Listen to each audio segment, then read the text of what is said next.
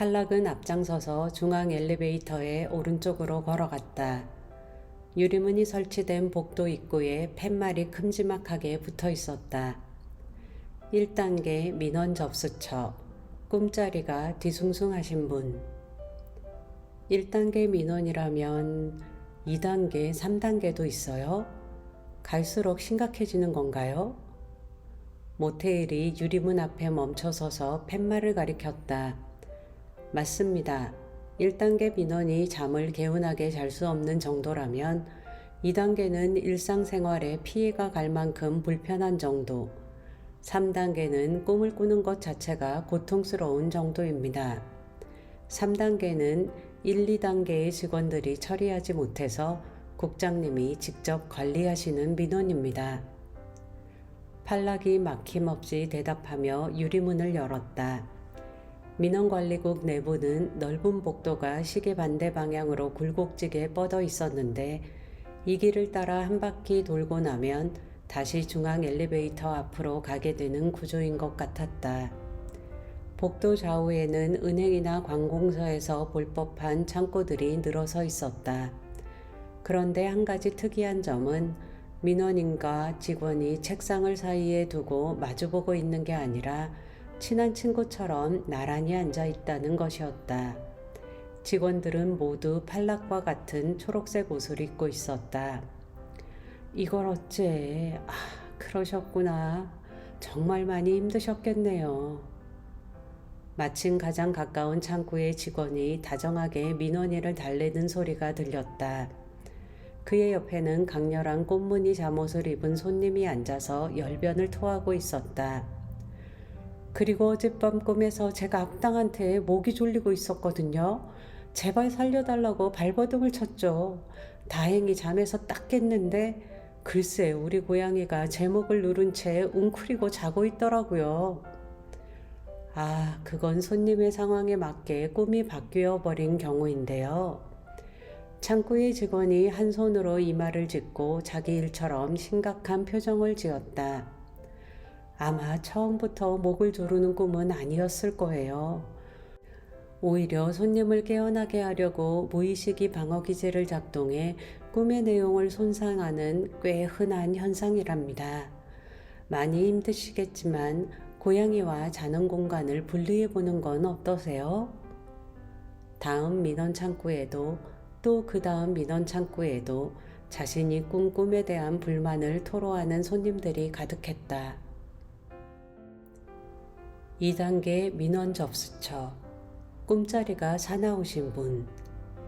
1단계 접수처와 구조는 비슷했지만 화를 다스리는 호흡법이 그려진 포스터가 여기저기 붙어 있었고 창고마다 2리터짜리 업소용 진정 시럽이 놓여 있었다. 아마도 진정 시럽을 넣은 따뜻한 차가 없으면 원활한 상담이 불가능한 모양이었다. 그 덕분인지 1단계 접수처에서 본 것보다 민원인들의 말투가 차분했다.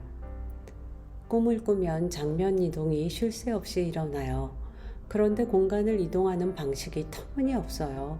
창밖으로 나가려면 3층 높이에서 뛰어내려야 하고 무서운 사람으로부터 도망치려면 바다에 뛰어들어야만 해요.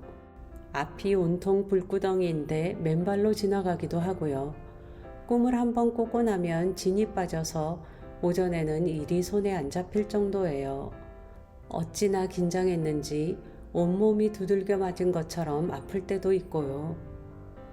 품이 넉넉한 긴 소매 티셔츠를 입은 손님이 차를 마시며 침착하게 불만사항을 말했다. 그게 다 미숙한 꿈 제작자들과 그런 꿈을 무작정 팔고 보는 판매자들 탓이랍니다. 손님 잘못은 하나도 없습니다. 아무리 꿈속이라도 상황에 대한 위화감이나 위험에 대한 본능적인 거부감은 남아있기 마련인데 말이죠. 기본적인 개연성은 무시해버리고 무리하게 상황을 우겨넣는 식으로 만들다니. 만드는 사람이나 무작정 파는 사람이나 무책임하기 짝이 없네요.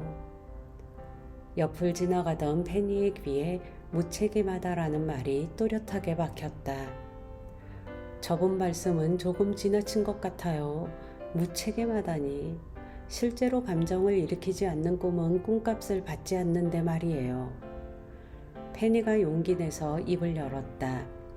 그러자 앞서가던 팔락이 갑자기 멈춰서서 페니를 뒤돌아봤다. 선심 쓰는 것처럼 이야기하는군요. 그의 살벌한 대답에 말문이 막힌 페니 대신 용감하게 받아친 사람은 모테일이었다. 선심 쓰는 게 아니라 다양한 꿈을 만드는 사람이 있고 파는 사람이 있으니까 손님들이 잠든 시간 동안 여러 선택지를 가질 수 있는 건 사실이잖아요.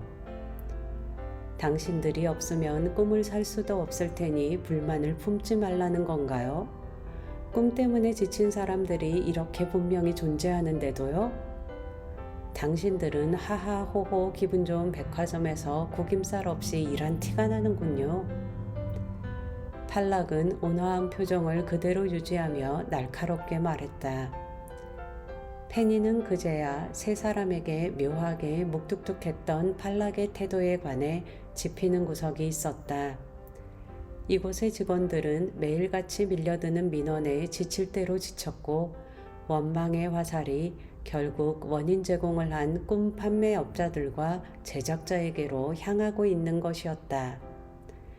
내 평생 이렇게 불편한 곳은 처음이야. 모테일은 입술을 쭉 내밀며 투덜거렸다.